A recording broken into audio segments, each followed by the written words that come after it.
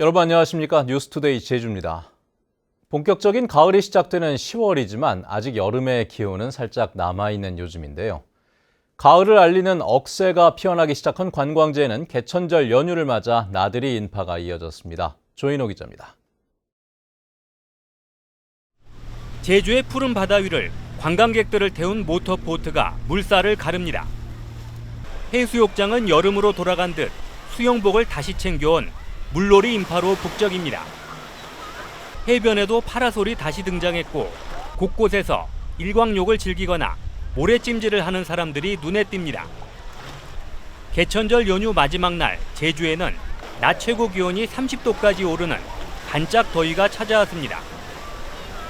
북태평양 고기압의 가장자리를 따라 남풍이 불면서 평년보다 5도 이상 높은 늦더위가 나타난 것입니다. 물이 되게 따뜻해요. 그래서 기분이 되게 좋고 저희도 물놀이 하려고 나온 건 아니거든요. 그냥 모래나 이렇게 끄적이려고 했는데 너무 따뜻해서 할만한 것 같아요. 지금까지는. 늦더위 속에서도 한라산 기슭에는 제주의 가을을 알리는 억새가 피어나기 시작했습니다. 뜨거웠던 여름을 보내면서 어느새 어른 키보다 높이 자란 억새가 바람을 타고 거대한 물결처럼 일렁입니다. 제주의 드넓은 들판에 자연이 빚어낸 장관에 저마다 탄성을 자아내며 소중한 추억을 남겨봅니다. 우리가 모처럼 일상을 벗어나서 이렇게 자연에 와서 억새를 보니까 너무 기분이 좋고 우리가 억새처럼 자연을 날아갈 것 같아요. 기분이 짱입니다. 개천절 연휴를 맞아 제주에는 관광객 17만 명이 찾아 여름과 가을이 교차하는 계절의 묘미를 만끽했습니다. 아직은 억새가 핀 지 얼마 되지 않아서 이렇게 자줏빛깔이 남아 있는데요. 앞으로 가을이 더 깊어지면 이곳은 온통 은빛으로 변하게 됩니다. 제주에는 오늘 비가 내린 뒤 내일부터는 낮 기온이 평년 수준인 20도 안팎으로 떨어지면서 가을 빛깔은 더 짙어질 것으로 보입니다. MBC 뉴스 조인호입니다. 올레길처럼 걸으며 4.3 유적지를 돌아보는 4.3 길이 도내 6곳에 만들어져 있고 올해 안에 2곳이 더 늘어날 예정입니다. 그런데 만들기는 했지만 관리는 제대로 이루어지지 않는 곳들이 많다고 하는데요. 권혁태 기자가 보도합니다. 지난 2015년부터 조성되기 시작한 4.3길. 피해가 심했던 마을에서 유적지를 이어 걷기 코스로 만들었습니다. 그러나 시끌벅적했던 개장식과 달리 이제는 제대로 관리조차 되지 않고 있습니다. 순환 코스로 만들어졌지만 한 방향만 표시된 안내판에다 방향조차 틀리게 설치되면서 마을 주민들이 아예 가려버린 곳도 있습니다. 그 내비게이션으로 찾고 오는 사람이 많아요. 근데 그 내비게이션이 정확하지 않아서 그런지 이 마을 골목 들어갔다가 못 찾고 그래가지고 제가 송명길까지 직접 안내해 준 적이 있어요. 방향도 엉망이지만 남은 거리나 지점을 알려주는 기본적인 표시도 없습니다. 제주도에서 발행한 지도에는 버젓이 길이 표시되어 있지만 실제 가보면 수풀이 우거져 있거나 철조망이 처진 채 폐쇄된 곳도 있습니다. 이 길이 사는 분들은 대략 아니까 찾아갈 수 있지만 멀리서 육지에서 오시는 처음 오시는 분들은 표지판만 보고도 찾아갈 수 있기에는 좀 어려움이 많습니다. 제주도가 조성한 4.3길은 6곳, 올해 말까지 2곳을 추가로 조성하고 있습니다. 100km에 이르는 코스 관리에 투입되는 예산은 연간 1억 8천만 원 정도. 하지만 코스마다 2명씩 해설사 10여 명이 일주일에 4일 해설과 관리 운영에 그치고 있습니다. 도에서 많은 지원을 할 것 같지는 했지만은 실제 보면은 좀 지원 부분에서 조금 생각보다는 덜하고 이제 관심도도 좀 이제 낮아서 거창한 구호 속에 문을 열었지만 사실상 방치되고 있는 4.3길. 세심한 지원과 관리가 절실합니다. MBC 뉴스 권혁태입니다. 검찰이 좌익 활동 전력이 의심스럽다며 희생자 결정 과정을 재검토하자고 요구해 사상 검증 논란이 일었던 4.3 수영인 등 68명에 대한 특별 재심 선고 공판이 오늘 오전 11시 제주지방법원에서 열립니다. 재판부는 검찰의 주장에 근거가 없다며 재심 개시 결정을 내렸고 검찰도 항고하지 않아 재심 재판이 열리게 됐는데 재심을 청구한 유족과 4.3 도민연대는 재판이 끝난 뒤 기자회견을 열 예정입니다. 제주도 내 마을 구석구석을 찾아다니는 여행객들이 늘면서 이들을 상대로 한 카페나 음식점 같은 작은 관광시설을 운영하는 주민들이 늘어나고 있는데요. 대량 관광 시스템 속에서는 배제됐던 주민들이 관광산업의 새로운 주인공으로 등장하고 있는 겁니다. 제주 관광에 불고 있는 새로운 변화의 바람을 송원일 기자가 보도합니다. 최근 여행객들 사이에 조용히 인기를 끌고 있는 제주시 구좌읍 평대리. 마을 안길을 따라 여행객들이 천천히 걸으며 여유를 즐깁니다. 골목 깊숙한 곳에는 오래된 돌집을 개조한 작은 카페가 자리 잡고 있는데요. 2년 전 작은 서점을 겸한 카페를 연 박주연 씨는 여행객들이 제주다운 느낌을 찾아 구석진 곳까지도 찾아오고 있다고 말합니다. 돌집을 좀 개조한 약간 독특한 공간이다 보니까 돌집 공간을 좋아서 그걸 보고 오시는 분들이 가장 많은 것 같고요. 돌과 나무로 이루어진 실내 공간, 마을에서 나는 당근으로 만든 메뉴, 여기에 한적한 마을 분위기가 더해져 휴식을 취하려는 여행객들로부터 인기를 끌고 있습니다. 일단 앞에 이렇게 탁 트여 있어가지고 바다도 보이고 또 이렇게 앞에 돌담도 보이고 또 이렇게 책 읽으면서 시간 보낼 수 있어서 좋은 것 같아요. 마을 구석구석 찾아다니는 여행객이 늘면서 이들을 상대로 작은 가게를 운영하는 주민들도 늘어나고 있습니다. 교사로 정년 퇴직한 강두은 씨도 1년 전 민박을 시작했는데 최근에는 틈틈이 오래된 돌집을 손수 고치고 있습니다.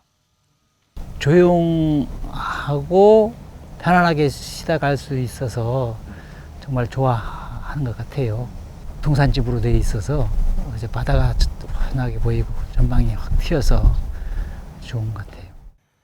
대량 관광 시스템에서는 배제됐던 주민들이 작은 여행, 마이크로 투어리즘이 확산하면서 제주 관광의 새로운 주인공으로 등장하고 있습니다. MBC 뉴스 송원일입니다.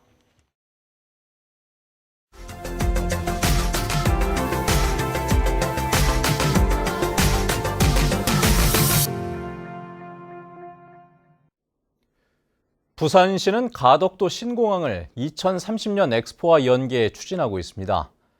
그렇기 때문에 늦어도 2029년에는 가덕도 신공항이 국제물류공항으로 개항을 해야 한다는 입장인데 정부의 추진 의지는 여전히 불투명하다고 합니다. 원희룡 국토부 장관은 오히려 대구 신공항에 힘을 실어준다는 논란도 일고 있다고 하는데요. 부산 MBC 윤파란 기자의 보도입니다. 현재 우리나라에서 계획 중이거나 추진되는 공항은 6개입니다. 이 중에 가덕도 신공항이 포함돼 있는데 국토교통부는 가덕 신공항을 대구 신공항, 제2제주공항, 새만금 공항과 같은 수준인 거점 공항으로 분류했습니다. 가덕도 신공항을 물류 중추공항으로 만들어 제2의 인천공항으로 키운다는 계획은 현재로선 부산시의 바람일 뿐입니다. 대구 경북 역시 중추공항 건설을 주장하고 있습니다. 원희룡 국토부 장관은 최근 대구 통합신공항 부지를 찾아 활주로 증설을 언급하며 TK공항 규모 확장에 힘을 실어줬습니다. 이 비싼 돈 들여서 만드는 공항 골고루 잘 써먹어야 되지 않겠습니까? 그래서 어느 한쪽에 치우치지 않고 이거를 활용도를 높일 수 있도록 저희들이 할 테니까. 불경 시민단체는 기자회견을 열고 가덕도 신공항 건설 계획을 명확히 밝히라고 촉구했습니다. 공항의 규모와 공사 기간, 공법 등을 담은 기본 계획이 내년 8월 발표될 예정입니다. 하지만 그에 앞서 신공항의 위상과 개항 시기에 대한 정부의 로드맵을 밝히는 게 더 중요하다는 주장입니다. 당국의 의지가 용역에 반영되는 경우가 많습니다. 그렇기 때문에 부산시의 국토부는 이미 사전 타당성 조사를 했기 때문에 그 기본 자료를 토대로 얼마든지 판단을 할 수 있음에도 불구하고 정부가 제출한 엑스포 최종 유치 계획서는 2030년 개항을 선언적으로 언급하는 데 그쳤습니다. 이대로라면 항만 철도와 함께 물류를 잇겠다던 가덕도 신공항은 그저 지방 공항 중 하나로 전락할 수 있다는 우려의 목소리가 나오고 있습니다. MBC 뉴스 윤파란입니다.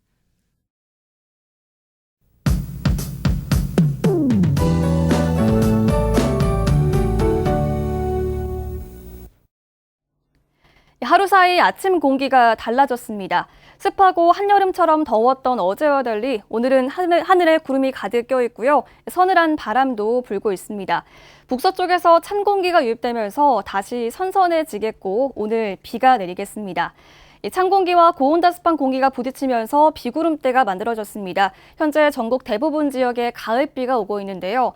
오전까지 충청 남부와 전라권을 중심으로는 비가 강하게 오겠고요. 비구름대가 점차 남하하면서 제주에도 곧 비가 내리겠습니다. 바람도 점차 강해지겠습니다. 제주 산지와 추자도에는 초속 20m 안팎의 강풍이 불면서 오늘 오후에 강풍특보도 발효되겠습니다. 비는 오전부터 낮 사이에 가끔 올 텐데요. 5에서 30mm 정도가 예상됩니다. 제주 산지에는 20에서 60mm 정도로 비교적 양이 많겠습니다. 나오실 때 우산 챙기시기 바랍니다. 기온 보시면 화요일 아침 25도 안팎으로 시작하고 있습니다. 낮 기온은 북부 지역 26도, 서부 지역 24도, 남부 지역 27도로 어제 낮보다 3도가량 떨어지겠습니다. 도서 지역도 오후까지 비가 가끔 오겠고요. 낮 기온은 22도 안팎에 그치겠습니다. 바다의 물결은 오후부터 점차 높아지겠는데요. 최대 4m까지 일면서 오늘 오후부터 밤 사이에 제주 해상으로 풍랑특보가 발효되겠습니다. 비구름 뒤로 내려오는 찬 공기의 영향으로 내일부터는 기온이 뚝 떨어지겠습니다. 낮 기온이 20도 안팎에 그치겠는데요. 서늘해지는 날씨에 옷차림에 유의하시기 바랍니다. 기상정보였습니다. 정부의 공공기관 혁신안에 따라 제주국제자유도시개발센터 JDC의 정원도 줄어들 것으로 보입니다. 더불어민주당 김두관 의원에 따르면 최근 국토교통부는 공공기관 18곳의 정원 1,948명을 줄이면서 JDC의 정원도 28명 줄이기로 했습니다. 현재 JDC에는 임원 4명과 정규직 339명, 무기계약직 22명 등 365명이 근무하고 있습니다.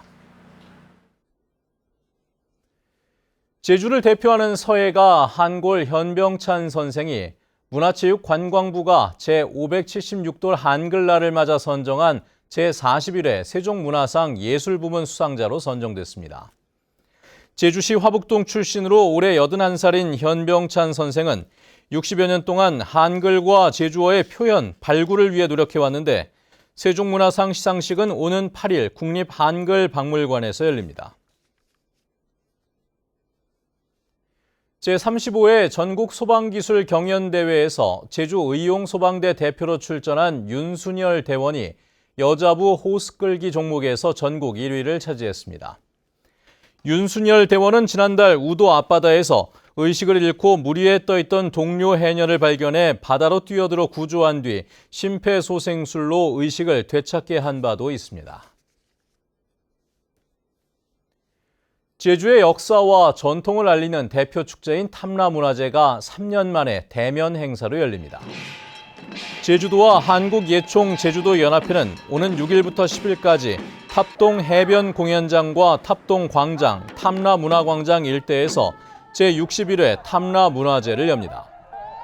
올해 탐라문화제는 60년을 지나 다시 시작점을 맞는 의미에서 와릉와릉 또시글라 제주원 탐라의 열을 슬로건으로 민속예술 경연과 제주어 경연대회, 해외 교류단체 공연과 거리 퍼레이드 등이 진행됩니다.